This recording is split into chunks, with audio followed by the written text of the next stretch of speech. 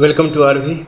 आज हम जानेंगे शुक्र के क्षेत्र से निकलने वाली शुक्र की उल्टी दिशा की रेखाएं, जो कि चंद्रमा के तल में या चंद्रमा के बीच के सतह पे या मंगल की तरफ अगर जाएगी तो उसका क्या प्रभाव व्यक्ति के भविष्य पर पड़ेगा।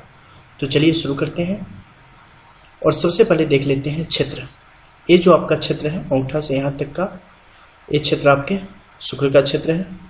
इसके अलावा मंगल से नीचे का क्षेत्र ये आपके चंद्र का क्षेत्र है। हम आज जिस रेखा की बात कर रहे हैं वो शुक्र के निचले तल यानी कि केतु, ये जो हमारा केतु का क्षेत्र है यहाँ से भी निकल सकती है या शुक्र के इस क्षेत्र से भी निकल सकती है या मध्य से भी कहीं से भी वो निकल सकती है। तो यही रेखा जब आगे जाएगी तो हमारे जीवन को किस तरीके से प्रभावित करेगी उस पर आज हम बात करेंगे। तो इस ड्रॉ को पीछे करते हैं, अब नई लकीरें खींचते हैं। ये आपकी हो गई कलाई का करतल क्षेत्र, यानी कि इससे नीचे मणिबंध की रेखाएं पाई जाती हैं। यहाँ हमारा ये क्षेत्र केतु का क्षेत्र है, ठीक है, के फॉर केतु, केतु का ये क्षेत्र है। ये हमारा शुक्र का क्षेत्र है। यहाँ से हमारी जीवन रेखा नीचे की तरफ आई है। इसी क्षेत्र से हमारी भाग्य रेखा ऊपर की तरफ निकली है। शायद अगर ये यहाँ तक गई हो तो यहीं तक सही, यहीं तक सही, मतलब जो मुख्य जहाँ तक इसका अंतिम तल है वो मैं आपको बता रहा हूँ, यहाँ तक गई है।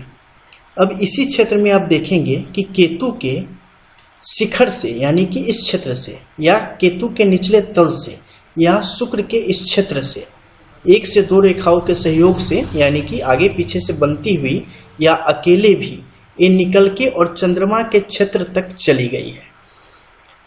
ये क्या है, इससे हम क्या समझेंगे? शुक्र के क्षेत्र से अगर कोई भी शुक्र की रेखा निकल के और अगर आपके चंद्रमा के इस क्षेत्र तक आ जाती है सतही रूप से, सुतवा रूप में, तो ये व्यक्ति के लिए बहुत ही ज़्यादा मंगलदायक और बहुत ही ज़्यादा वैभवशाली है। व्यक्ति को वैभवशाली बना देती है, व्यक्ति के आत्मबल को मजबूत कर देती है, व्यक्ति के भविष्य को बहुत ही ज़्यादा शिखर तक, सफलता के शिखर तक पहुंचाने की परिस्थितियां पैदा कर देती है। ये आपके लिए बहुत ही ज़्यादा सुगम और सुफल है। क्या क्या प्रभाव होते हैं इसके?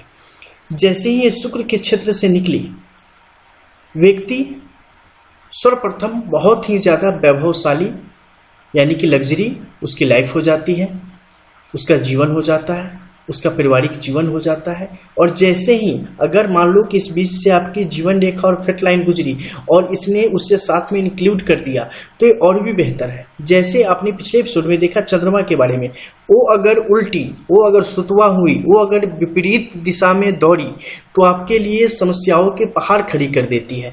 लेकिन वही शुक्र ये अपनी दिशा से आगे बढ़ता है तो इसका इतना ज़्यादा प्रभुत्व है कि चंद्रमा उस समय कुछ बोलता नहीं, चुपचाप अपने किनारे खड़ा रहता है।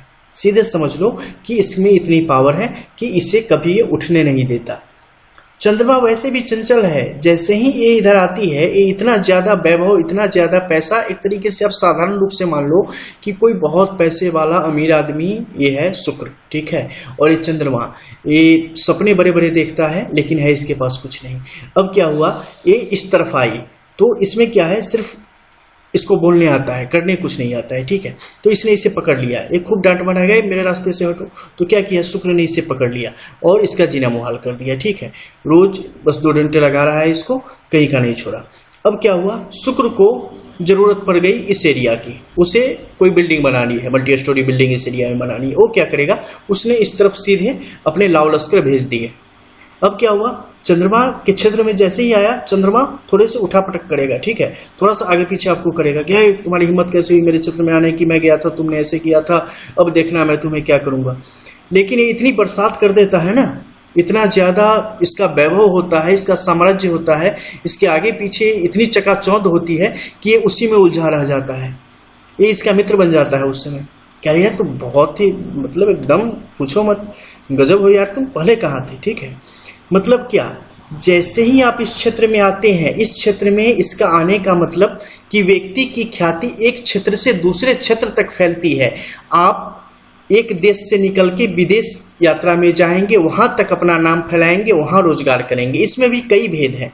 कुछ रेखाएं टूट के आएंगी, कुछ एक साथ आएंगी, कुछ ऊपर की तरफ यहाँ आके बढ़ जाएंगी, इसके अलग प्रभाव है। टूट के आएंगी, कई बार जाएंगे आएंगे जाएंगे आएंगे, फायदा होगा, फिर थोड़ा सा लगेगा कि नहीं वही ठीक था, फिर आएंगे फिर जाएंगे, वहाँ से आपका कारोबार चलेगा, लंबी दूरी तक तय कर रहा है, लंबे समय तक रहेंगे। इसी में चंद्रमा की तरफ से नीचे से एक रेखा सीधे निकल के यहाँ गई और यहाँ से एक रेखा निकली है, दोनों आपस में इंटरकनेक्ट नहीं है, लेकिन साथी रेखाएं अगर इंटरकनेक्ट है फिर से आपके लिए वही स्थितियां पैदा होंगी। आप जाएंगे, विदेशों में आपका नाम होगा, नौकरी करेंगे, वहीं आपका जीवन चलेगा। इसमें भाग्य रेखा में 2 खास रेखाएं निकल जाए, क्या होगा? आप वहीं पर सेटल हो जाएंगे, वहीं पर बाल बच्चे होंगे, वहीं पर पूरा परिवार आपका बसेगा, सब कुछ होगा, ठीक है।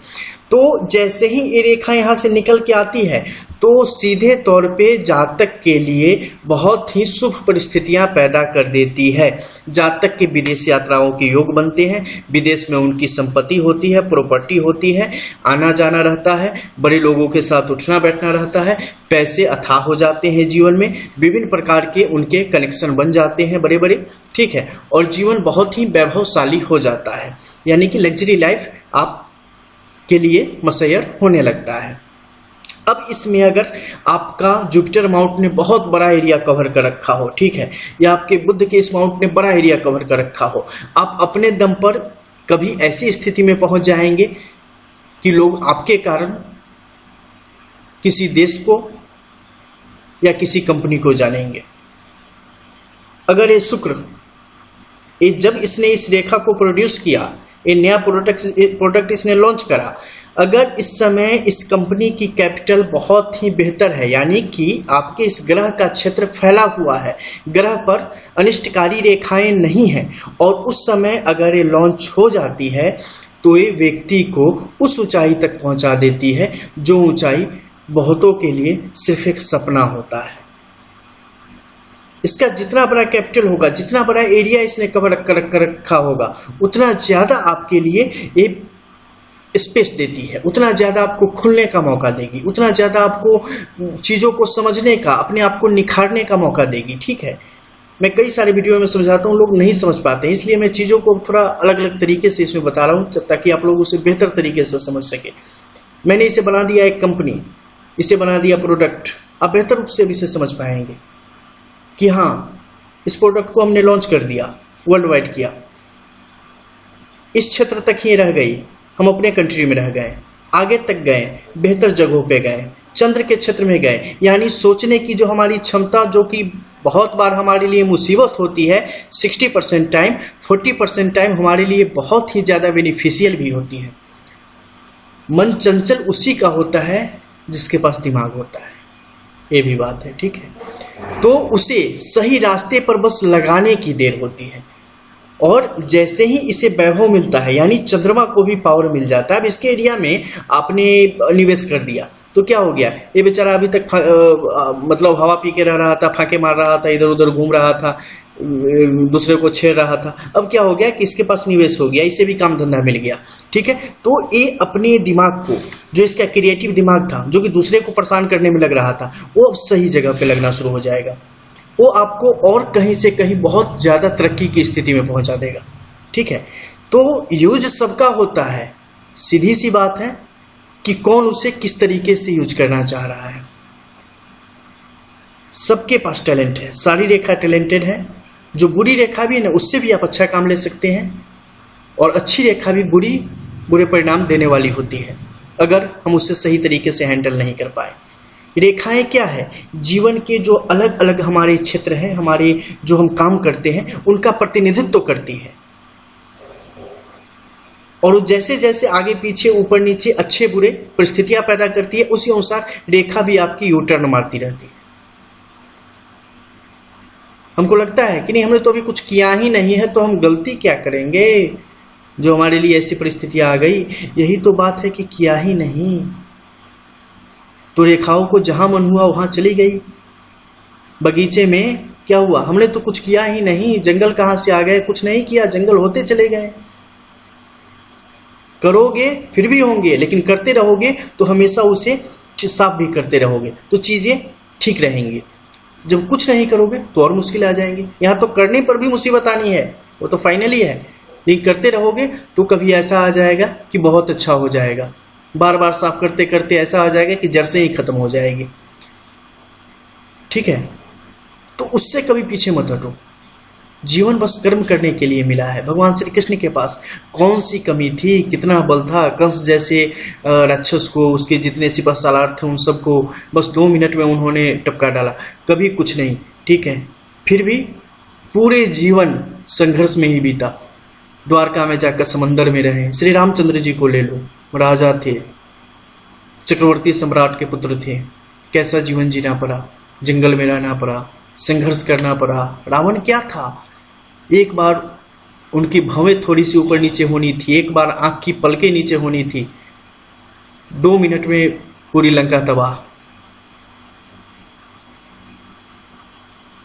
खरदूषण की सेना उनके सामने खड़ी थी, एक बार युद्ध जब हो रहा था, बस उन्होंने एक पलक झपकाई, जो भी वहां राक्षस थे सब एक दूसरे को रामचंद्र समझ के स्वाहा। क्या था उनके लिए मुश्किल, फिर भी उन्होंने इतना लड़ा, फिर भी वो गए समंदर में, उन्होंने रास्ता बनाया। क्यों? हम लोगों को बताने के लिए कि जिंदगी आराम करने के लिए नहीं मिली है, जिंदगी कार्य करने के लिए मिली है। कर्म करो तभी फल मिलेगा। करते रहो, करते रहो, करते रहो, कभी पीछे मत हो, पीछे मत देखो क्या मिला नहीं मिला। मैं बहुत वर्षों से कर रहा हूं, फिर भी मुझे नहीं मिल रहा है। करते रहो, शायद बहुत जल्द मिलने वाला हो। तब तक करते रहो जब तक मिल नहीं जाए। अरे खाते हो ना तब तक जब तक पेट भर नहीं जाता है। नहीं तो कोई बैठ जाए मेरे जैसे सामने, बोला कि अरे यार तुमने तो बस 1 चम्मच खा ली, यार दूसरी चम्मच भी, यार तीसरी चौथी भी खा ली, अभी तक पेट नहीं भरा। लेकिन तुम तब तक नहीं उठते हो जब तक पेट नहीं भर जाती। तो तब तक मत रुको ना जब तक सफलता नहीं मिल जाती। कैसे नहीं मिलेगी यार, उसे मिलना है और हमने उसे पकड़ना है। डील हुई है। हमारे पूर्वज थे श्री रामचंद्र जी, श्री कृष्णचंद्र, डील थी हमारी। जब तक फोड़ेंगे नहीं तब तक छोड़ेंगे नहीं। आजकल एक स्लोगन में सुनता हूं, बस वही है। आपने सोच लिया तो बस वो हमें ही मिलना है और वो मैं ले लूंगा, ये निश्चित है। इसमें किसी भी प्रकार का संदेह मुझे तो कम से कम नहीं होना चाहिए, क्योंकि मुझे वो लेनी है। मैं बहुत सारे वीडियोस में बताता हूं, फिर से एक बार बता देता हूं। आप भूल चुके हो आप कौन से योद्धा हो। आप वही योद्धा हो जो कि 49,99,999 योद्धाओं को पछाड़ कर धरती पे कदम रखा है। 50 लाख भ्रूण होते हैं माता की गर्भ में जब कोई संतान की उत्पत्ति होनी होती है। कोई एक उसमें शरीर ग्रहण करता है। सबको हराया होगा तभी तो ग्रहण किया ना। आप योद्धा हो, आपको मानना पड़ेगा, और आप जीतने के लिए ही पैदा हुए हो, इसमें आपको कोई भी डाउट नहीं होना चाहिए। ये वास्तविकता है। आपने बचपन से अब तक कितनी जंग जीती है, सोच के देखो। बहुत सारी टफ चीजें थी, आपने आसानी से निकाल दी है। अब क्यों हार रहे हो?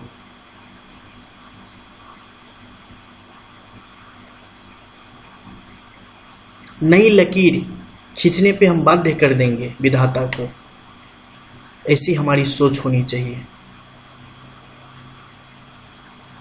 विधाता आपके माता पिता हैं, हमारे अपने हैं। वो खुद चाहते हैं कि कुछ ऐसा हो जाए कि मैं लकीर सीधी कर दूं। तकलीफ होती है उन्हें।